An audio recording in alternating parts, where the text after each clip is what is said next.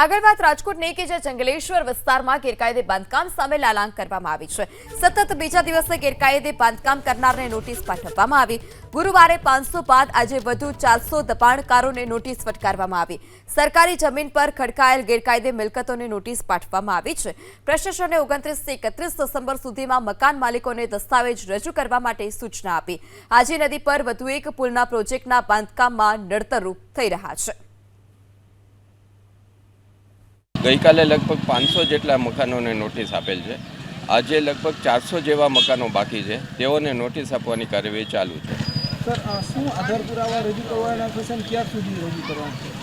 તેઓના માલિકી હક માટેના આધાર પુરાવા રજૂ કરવા માટે નોટિસ આપેલ છે અને 29, 30 તથા 31 તારીખની મુદત આપવામાં આવેલ છે। સર, જે માલિકી પુરાવા રજૂ નહીં કરી શકે એની સામે શું કાર્યવાહી છે? એની સામે પછી નિયમ અનુસાર આગળની કાર્યવાહી કરવામાં આવશે। અત્યારે કેટલી ટીમ દ્વારા શું 10 ટીમ દ્વારા નોટિસ આપવાની કામગીરી ચાલુ છે।